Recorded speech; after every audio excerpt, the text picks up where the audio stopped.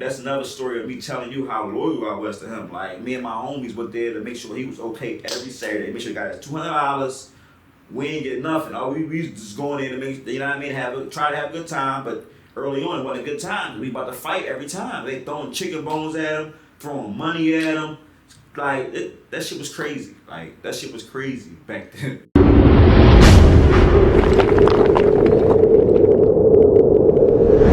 The last time I talked to him 3 years ago, he helped me out. My son was killed, and rest in peace. What's your son's name? Jalil. Jalil. Yeah, right, Jalil. Yeah. So peace, appreciate it. So he didn't have no insurance. I mean, we had the money, but we had the money, but I wasn't sure at the time I was going to be able to get the money. Like, it was a short window, and it was just like, I don't know if I'm gonna get this money, so I'm just gonna ask him. You know what I mean? Even though we got the money together, we paid for it, and then, you know, after the fact, he did eventually send me some money. But that was like 3.5 years right after my son passed. That was the last time I talked to him. Okay. Yeah. It do sound like it could just be a lapse of communication, but you know a lot better than me. You know what I mean? So you know what makes sense for you to do and talk to him about, and certain things that he should already know. So, you know what I mean? As men, I ain't going, you know, I don't know if you want to go any further into that, but you got any other examples? My brother got married, so we had a little bachelor party for him. So it was on Broad Area. I forget the name of the joint at the time. This was like 2015, 16. The Shaky like over there? Yeah. Okay. Yeah. It's on Broad Area. Right next to the Whites. Yeah, exactly. So we see Spank in there. We see Spank in there, right? So Spank take a picture with us and send it to Kev and say, I'm here with your day ones, right?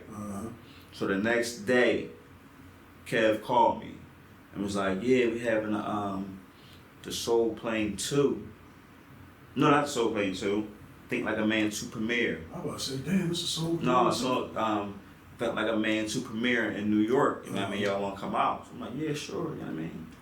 He sent the car for us. You know what I mean? We went out there we left that night because my brother got married the next fucking day. So we almost pulled the I almost missed that job. We almost missed it. Yeah, we was. What's it called? Yeah. Honeymoon?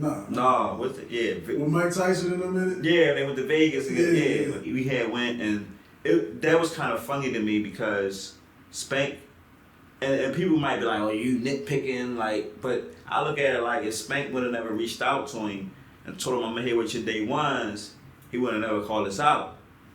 And I just feel like, and not that he owed me an explanation, but I just don't know. I don't know why. I don't know what happened.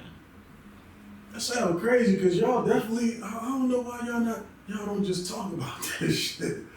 You know what? But I think it's a little bit of ego on both sides. Or ain't no ego with him. There's a lot of people among friends that grew up from the same. You know what's ego? You know what, like, fuck with my ego? When I had to call him asking for money, that fuck with my ego. Not calling him having a conversation, like calling him asking for money, that fuck with my ego. You know what I mean? Like, not calling him with a conversation, we can talk about it, but I don't think he have a reason. I don't think he had a reason. I think it was just, I don't know. Like, I don't.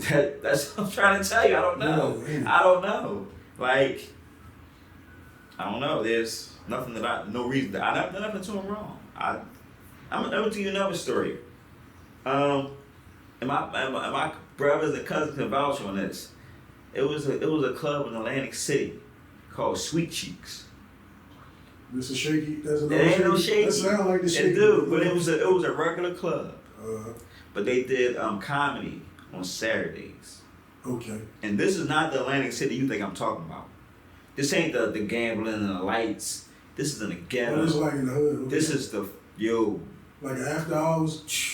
I mean, when I say it wasn't even a hole in the wall because it was a nice place, but it was just rough in there, and Kev was the only person who could hold that crowd. I mean, and we went there with him. Me and my squad went there with him every weekend to make sure he was okay. They paid him $200. I think it was $200 every week. This was early, but it was so dangerous. It was so dangerous. It was like they threw chicken bones at him.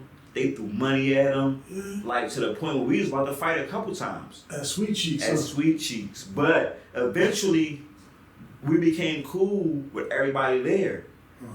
And it was like, you know what I mean, not family, but we still had to watch ourselves. But it was okay, you know what I mean? But no other comedian from Philly could go in there and hold that crowd. But that's another story of me telling you how loyal I was to him. Like, me and my homies were there to make sure he was okay every Saturday. Make sure he got his $200. We ain't get nothing. We just going in to make, you know what I mean, try to have a good time. But early on, it wasn't a good time. We about to fight every time. They throwing chicken bones at him, throwing money at him. Like, that shit was crazy. Like, that shit was crazy back then.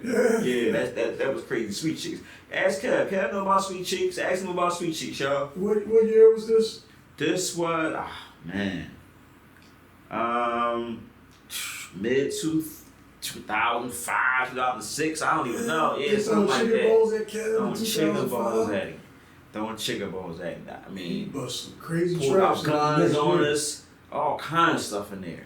Like, cause we weren't going for that shit. Like I said, I'm not going for no clown shit. Like, listen, I'm not about that. I'm not going for no clown shit. I don't care how big, how small, none of that. I'm not going for that. So, you know what I mean? Eventually we was cool in there, but at the beginning it was rough. It was rough. That's a crazy story. They throwing chicken bones at Kevin Hart in a club called Sweet Cheeks. Yes, chicken, and they throw money at him at Sweet Cheeks. I need somebody to go live right now. Or just I don't know Sweet Cheeks still there. If somebody was in there, they gotta remember Kevin been throwing chicken bones. Yeah, Sweet Cheeks, yeah. AC, look it up. AC. And it wasn't that part of AC though. Wasn't that part she wanted to go to. Oh yeah, I mean it ain't much.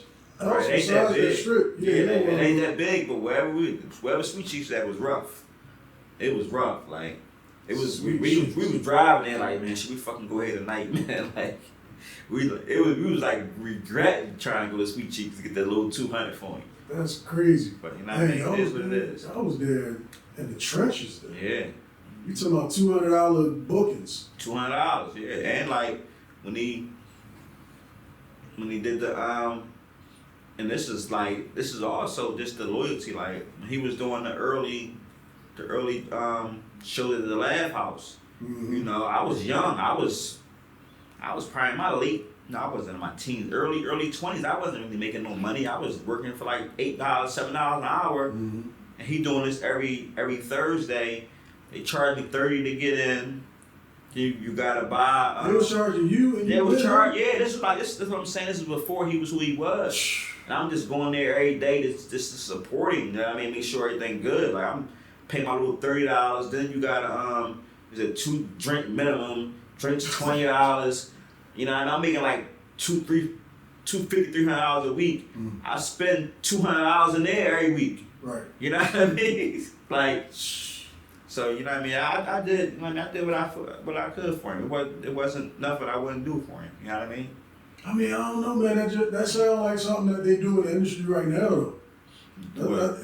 Like everything that you described, because you know a lot of these jobs in the industry, it on the outside looking in, it don't look like the nigga doing nothing. Right. Yeah. Yeah. So I'm pretty sure it's something you can do.